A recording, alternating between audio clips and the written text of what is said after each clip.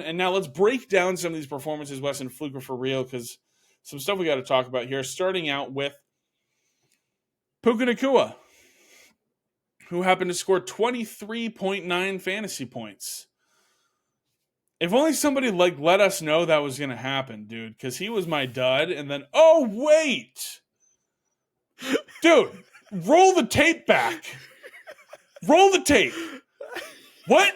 Cut to freaking Friday when I was like, yeah, Puka's unfortunately a dud. Brown's defense is good. He's been just bad this week. You got to roll him out. I'm not excited about it, though.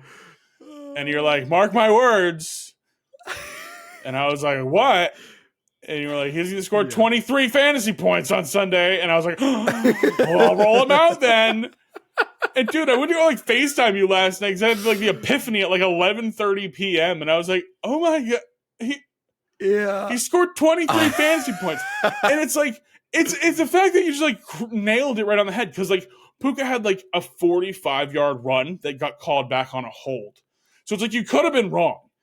But no, you just nailed it on the head. It was just absurd. I mean, just right there, 23 fantasy points. Subscribe to Fourth and Troll Fantasy. One more receiving yard, and you were wrong, Wes. But 23 points, and you nail it. You got a 9-yard buffer. Never been wrong. Crushed it. That is hilarious, dude. I cannot believe it. I mean, I rolled them out, and I was happy. I hope you guys rolled them out, and you were happy there. This seems for real. I mean, Cooper Kupp kind of saved his fantasy day because he scores a touchdown, but it really does seem like Puka is the most reliable, locked-in Rams wide receiver here. And the Rams are fighting for a playoff spot. So like you said last week, Wes, your favorite fantasy players to have at the end of the season are the teams that are fighting for a playoff spot that need to be balling out and doing well. And the Rams have some competitive matchups coming up. So with Puka, this feels for real. 7 for 105 and what would have been 3 carries for 80 rushing yards. He on a good running defense too. He gets the 2 for 34, but this feels for real in my opinion. What about his quarterback though? Because Matthew Stafford had a few good weeks here. Definitely a good week against Arizona, and then he comes out here, 28.96 fantasy points here, back-to-back weeks of 3+ passing touchdowns, Wes. I mean, is Stafford reliable? Can we keep rolling him out? If I've got Trevor Lawrence, I'm going to get Matthew Stafford right away. Yeah, that's very true. Yeah, I think that is. Yes, I agreed. Astute analysis here on Fourth and Troll Fantasy. I just lost all my words, dude. I don't even know where I was going. But yeah, I think you can get 25. I think you can expect 25 points, an average of 25 points for Stafford in these last 4 weeks. I think you have to, because I do think I'm going to check their schedule right now just to confirm, because I do believe they have a quite competitive schedule coming up. So they have Baltimore, who they're going to have to score against. It's a tough defense, but you're going to need Puka to show up. You're going to need Stafford to show up. So there's that. You got Washington, who is the worst secondary in the NFL. Oh, so they're going to get 85 points against them. Yeah, you got New Orleans, who just had 21 points scored on them in 7 minutes to start that game. So you got that going for you there. And then Fantasy Championship ends with the Giants. So you like that matchup there. You like that matchup actually for Kyron Williams as well, for Puka Nacua. So Rams skill players, keep rolling them out, especially even Cooper Kupp. You got to keep going with him. He can score the touchdown. He can get you, into that wide receiver 2 range. So it's definitely worth still rolling them out there. Jordan Love. I might be talking about Jordan Love a little bit later in this show. But I'm just going to say I think this is for real. That's where I'll rest my case at for now. That's fair. You're going to have more of a dedicated time to talk about him later in this episode. But, excuse me, I mean, this is something that we said was for real last time that he was on this segment, because I said that 30-plus points was not for real, but I think you could depend on him as a fantasy player. But here he is again with 29 points. And again, this is our 6-point passing fantasy scoring system that we're looking at. So it's not the same for some other people, but yeah, it's for real. And he usually actually gets more rushing yards than this. So Yeah. he actually kind of uses his legs a little more often. 2 rushes for 10 yards is not common, but when you're wheeling and dealing like you are in the air, I mean, I guess you're going to put up 3 touchdowns and you're going to get 29 fantasy points. So yeah, for real. Yeah, I know they were kind of cramming the comparisons to Rodgers and Brett Favre down our throat, but like, dude, that pass to Romeo Dobbs, that might have been the throw of the year. Like in the Oh, pocket, about to get drilled. That was just insane. Like I don't know what more to say, but there's that something was an there. unbelievable throw. He's showing the pieces. One of our social media editors, Noah, is he's a big Packers fan, and Oh yeah. we texted him after that game last Sunday night, and he was quite excited. He was excited about that game. So good Yes, things yes, to he come was. for the Packers. It feels like Jake Browning here, 28.6 fantasy points. We mentioned him already. For me, I think this was potentially the best game of the season. So I'm not really sure, but what do you think, Wes? What are your thoughts? I I don't even look at this as a Jake Browning fantasy stat. It's like, is Jake Browning Fluke for real to start? I'm almost looking at this as they've got an interpretation as this gives me confidence to keep rolling out Jamar Chase and Joe Mixon. And if I'm in a desperate play, maybe T Higgins. We'll see what happens. Yeah, Probably I don't know about T Higgins, but yeah, I see Jake Browning as legitimate for the Bengals for the rest of the season, especially in this wild card race because they're tied with a lot of teams, and I feel good about the Bengals for fantasy going forward. So in that regard, for real, but I'm not starting Jake Browning. yeah. Me either. No, that's for sure. There you go. Evan Ingram, we already talked about him a little bit, but 23 fantasy points.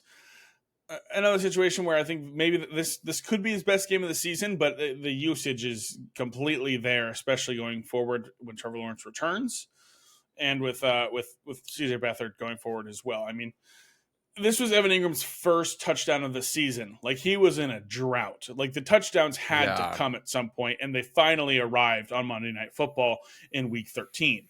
So hey, he did this toward the end of the year last year too. He had a similar thing as Trevor going on, where like that's right. he was a candidate for fantasy football playoffs MVP last year because his performance in Week 15 in the first round of the playoffs for fantasy won people weeks single handedly. So stay tuned, man. I think Evan Ingram is. I mean, I think in the tight end landscape, you were always playing Evan Ingram, but I think we could see more 20+ point games than not going down the stretch. I buy it. I buy it. I think so too. You know who I don't buy, Wes, in this Tell Fluke me, for Real segment is James Conner. This is a fluke. You know why this is a fluke? enlighten Because me. the Cardinals were winning. When the Cardinals are losing games, they're not force feeding the ball to James Conner for 25 carries, 105 yards, and 2 touchdowns. That's the reality of it. I think it's worth noting he did nothing in the receiving game. I think it's worth noting that Michael Carter, the guy that we were excited that the Cardinals claimed, is carving Yeah, out a role for himself in this offense. That's exciting stuff to see. And the Cardinals aren't going to be winning games like this down the stretch. They're on a bye week next week, and then in the first round of the fantasy playoffs, they play the 49ers. You rolling out James Conner against the Niners in the first round of the playoffs? I'm not. If I can help it, if I'm in a situation where I have to, sure, but like I'm not buying this. He scored less than 10 points. This is his best game of the season. He scored less than 10 points each of the first 2 games he's been back. I don't buy it. This is a fluke. I have nothing to add. You make the case, and the numbers look nice. We see 25 carries for 105 yards, but you know who has almost an identical stat line? The next running Who's that, back on Wes? our Fluker for Real Yeah, segment, it's Chuba Chuba Hubbard. Hubbard, and unfortunately, this is kind of the other way around for me. I kind of do buy this one because it's this first game. It's like a Pat Fryermuth situation. I feel like where it's his first game under a new regime.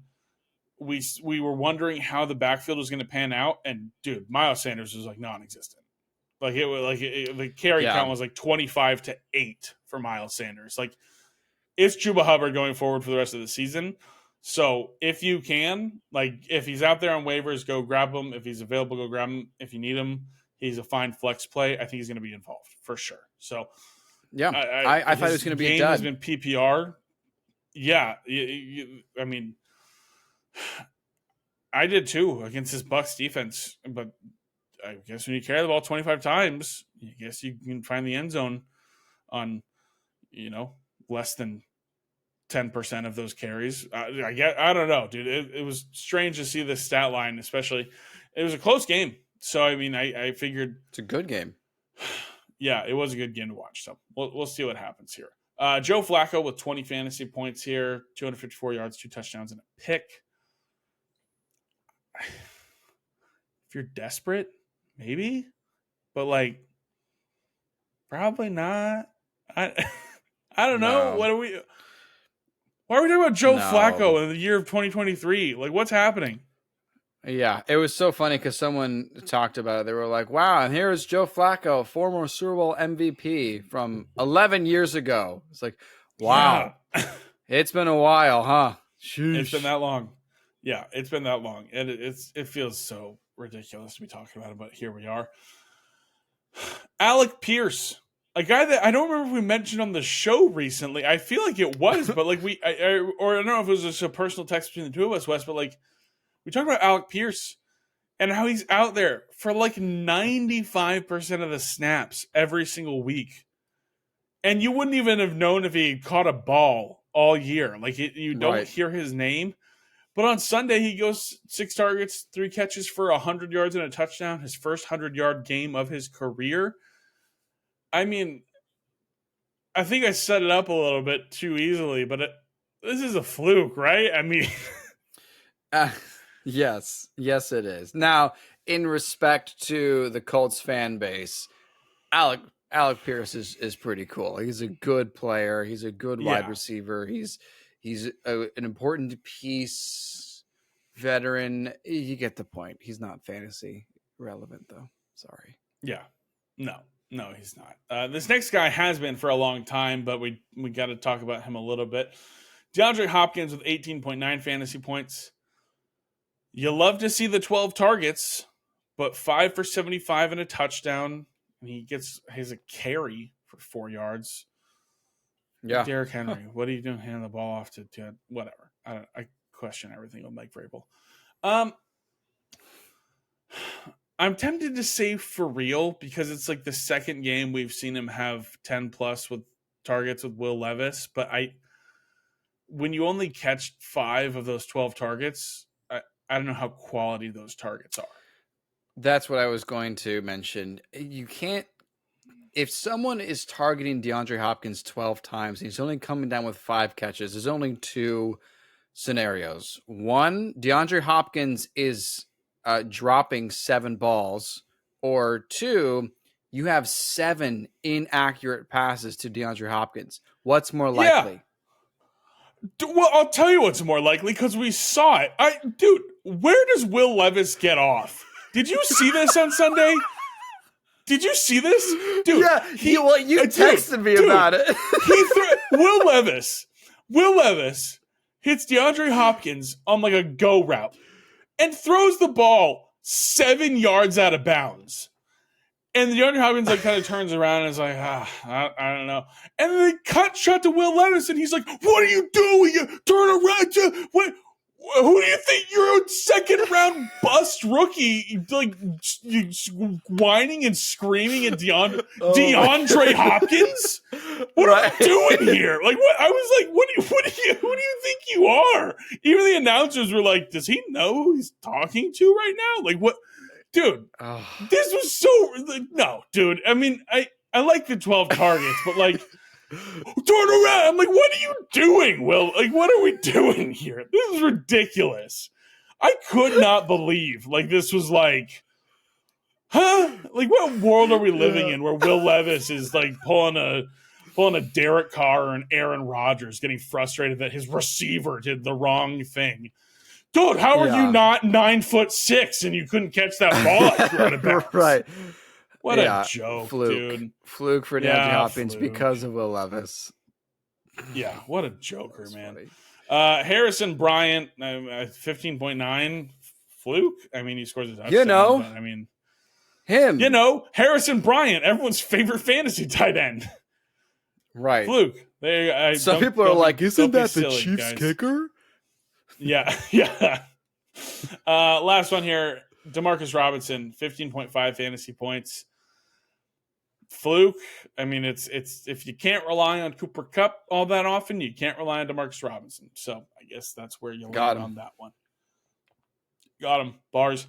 The bad side here of Fluke for real, we're going to fly through this one because it feels so easy with some of these guys. One that's not so easy that we'll just talk about for a second here is Travis Kelce, 12.1 fantasy points, 5 targets, 4 catches for 81 yards. It may not seem easy, but Wes, we talked about it, and it might actually be easy. Defenses are blanketing this guy, like you said. Yes. Defenses are blanketing this guy. We see Rashee Rice get to be the beneficiary of that. A second game in a row. Rashee Rice with 19 targets over his last 2 games. And Travis Kelce gets 5 targets on Sunday night. I mean, it is Travis Kelce. You keep rolling him out, but this is exactly. This is ever for since real. The Dolphins game. Because this is for real because this isn't what you sign up for when you drafted Kelce in the first round. So yeah, I guess that's where you land on that. I'm not really sure. Some people may have been saved because of that bone bruise heading into week 1. Some people got saved from this late season because Travis Kelce might be losing your playoffs. Because people panic and they're like, oh, he's got that bone bruise heading into Thursday night against the Lions. I'm going to skip him because I can't trust him. And you might be in better shape because of it. Yeah, might be in a better spot. Austin Eckler, we already talked about him, 4.7 points. 3rd straight game with less than 9 fantasy points.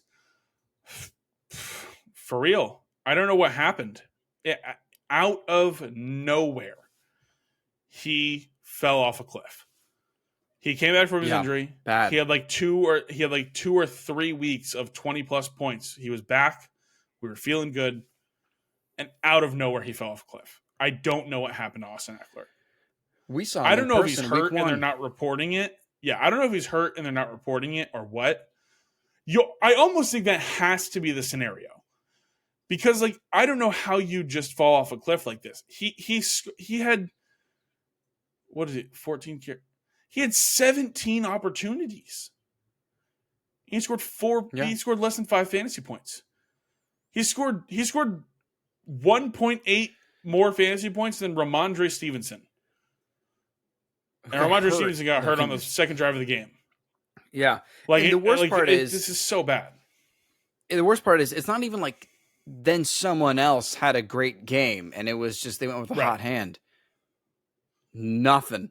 And this is what I was mentioning is that we saw him in person week 1. We were at SoFi Stadium to watch the Dolphins play the Chargers, and he looked fantastic. So did Joshua Kelly. I mean, it was a shootout. It was a 30+ point game from both Dolphins and Chargers. It was awesome. And like he got hurt right after that. And then, as you said, he had a couple good games, but that's been it. And you're not going to not start Austin Eckler. But this is your season now. You are going to die by the hands of Austin Eckler, it feels like. Yeah, it's disappointing. Kyler Murray, 13.8 fantasy points. I'm willing to go to bat for this one. I think this is a fluke. I think this is a scenario where they were winning, and it was like, let's keep the ball as long as possible. Let's hand James Conner the football. Kyler Murray's returned from injury, and besides this game, he's gone over 20 fantasy points in his first 2. I think he's only been back 3 games, if I'm correct here. But his rushing upside is very good. He scored rushing touchdowns in every game besides this one since he's been back from injury. I think this is a fluke. I do. I think the Cardinals are going to be in much worse scenarios, and I think Kyler Murray is going to have to be leaned on a lot more than he was on Sunday when they were just like, yeah, let's just not give him the ball back. Let's just keep that ball. So just go ahead. That's a fair analysis because it's 13 for 23, and that's really low for passers. So either It's 3 and out all game long, or it's, as you said, they are running with the ball carriers like James Conner and Michael Carter, and that's exactly what happened. So, Yeah. yeah, it's. I mean, I'm not going to start Kyler Murray over my existing starting quarterback because I haven't had to until this point. Right. But if something were to happen, or if Kyler Murray is for whatever reason on the waiver and you just lost Trevor Lawrence, yeah, that's a good option. Yeah, no, definitely. I just pulled up his game log since he returned. First game back, 17.3 fantasy points. And a first game back from an ACL tear, not bad. And then 23.6 and then 22.4. So then he has a 13.8. So, and he has scored a rushing touchdown in every single game besides this past week. So he's on a bye Yeah. week. His first game back is against San Francisco. Kyler Murray and Jalen Hurts are not the same player, but Kyler Murray will have to be helping this offense if they want to be able to stay in that game. And then they get Chicago and Philly in the fantasy championship. So got some decisions to make there if you're a Kyler Murray owner, and I am, so I'll be making that decision as well. Bijan Robinson, 10.9 fantasy points. You can't say he didn't get the opportunities, but 23 opportunities. It's just the Jets have a good defense, and this game was terrible. So I guess that's where we land on that. I mean, do you have more? You have more thoughts? I mean, you roll out Bijan. You had a down game after a handful of good ones here because Arthur Smith had been using him well. He still was using him well, 23 opportunities, but 10.9 points. I wish I had a better option, but I don't because you got him in the first or second round. So Right. You don't have a better option. It's just frustrating. It's been frustrating all year long. But I mean, I say for real, but it doesn't change anything at this point.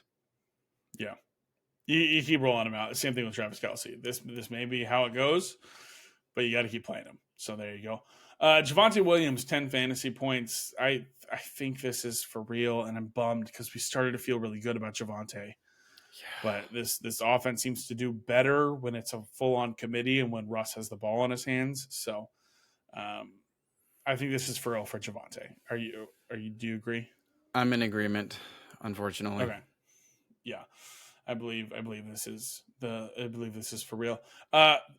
Duo in the Pittsburgh backfield here: Najee Harris and Jalen Warren, 9.7 fantasy points and 6.5. Man, I was ready for the boom game from both of these guys against Arizona. Kyron Williams comes out 200 all-purpose. Najee's coming off a 100-yard game.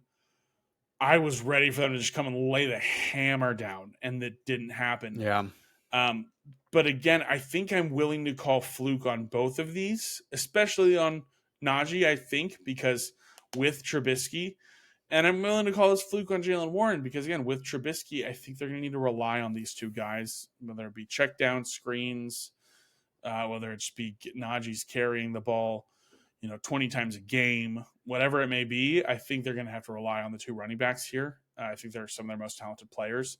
So I think this is Fluke, but I mean, if you can help not starting either of them, I would consider it. Don't forget the Cardinals stuffed the Cowboys in like week 3. So sure, yeah, they're a strange, peculiar team. So I'm not surprised that at some point the Steelers, who have looked suspect all year and have a questionable win-loss ratio based on how their offense has, lack thereof performed.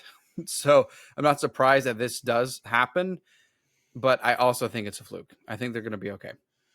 Yeah, and not to mention, I'll say, like, this was a weird game. There were 2 weather delays in this game. Yeah.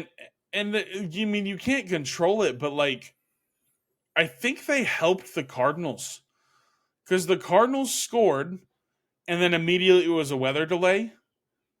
And the weather delay passes, and they come back out, they play a little bit, and the Cardinals score again.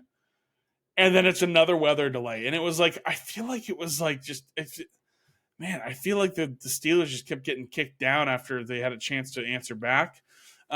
If anything, I think this shows us that, hey, the Kenny Pickett truthers may have something going for him here because Mitch Trubisky is not much better, it seems, is actually worse as it seems than Kenny Pickett is. Yeah. So Kenny Pickett prep, but I is mean, a fine quarterback. He's good. As far as fantasy goes, he's not a good fantasy football option, but we got other players to talk about. Yeah. Zach Moss, first game back in the bell cow role. It certainly was that, a bell cow role. He had 7 carries, I believe, inside the 10-yard line. The opportunities were fantastic. Didn't equate to much fantasy. 7.7 fantasy points. I'm not worried about this, Wes. Are you? I mean, I think this is a fluke. We've seen him be incredible in a starting role. If we could, we would put him in our let down segment, but because people have questions about, hey, I thought Zach Moss was going to be great because he was great. This is why we're answering it here in our Fluke for Real segment. So this is a fluke, and you start him for your playoffs because he is the running back for the Indianapolis Colts for the rest of the season. Yeah, definitely. You keep rolling him out. Calvin Ridley, one of the last ones here, 7.3 fantasy points. Kind of touched on it in the news here, Wes, but I if you can play somebody else, do it. If not, I think you're not going to ruin yourself. I don't know. I don't know. It's a tough call on Ridley. He had that one great, essentially Hail Mary catch, to almost overtime that got called back because of a holding penalty. So maybe that does help with CJ Beathard's connection to Ridley. It's like, oh, I aired it out and Ridley came down with it. Great. It didn't count, but hopefully that does add some, a little bit of a spark between them. But just as you said, we've kind of had to find a different option to replace Ridley, so you probably just go back to that option. Yeah, I agree. Yeah, definitely. Pat Freiermuth, 5.9 fantasy points. They lose Trubisky. Weird weather delay game. I'm gonna call this one a fluke. I think there are better days here, even with Trubisky. Yeah, I agree. It's Freiermuth. He's one of the most reliable players in that Steelers offense. Yeah. Definitely a goose egg here from Terry McLaurin. This is for real. I don't know how you can roll out Commanders skill players. Really, nobody. The hilarious thing was, Wes, is after that Thursday night game against the Bears.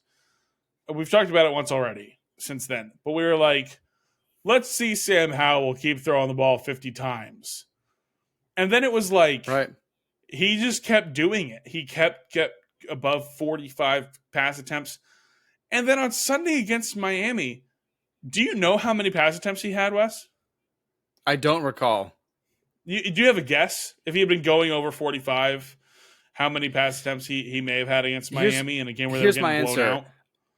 I would assume that he was going to throw 55 times because the Dolphins' offense is amazing. So that is what I thought. Yeah, so let me just make sure I get this correct here. In a game where they lost 42-15, Sam Howell threw the ball 23 times. What in the world? What? I know. I heard some people talking about it on Monday, and it was like, what were they doing? Like, what was the plan? Like, what you and the fact they lost Brian Robinson, and he still only threw the ball 23 times. I'm surprised we didn't go into this episode announcing Ron Rivera was fired. Yeah. I mean, it was like, that felt like the final straw, but here we are. Yeah, here we are. Last one, and then we'll get into waiver wire and Thursday Night Football preview, which is sure to be quick. You can assume why. Is Adam Thielen, 5.5 fantasy points. Another bad game, and it's suddenly for real. It suddenly is for real. Listen, this could be an overreaction. You could say it's been 2 bad games. What are you guys talking about? It's suddenly for real. You know why? Because there's suddenly a new top target, and it's Jonathan Mingo, the guy we talked about on the waiver wire last. Where are we at? What are we talking about here? Last Tuesday. I don't know, but this seems for real. Sorry, Thielen owners. I know he was your golden boy, but this is not going to pay off here.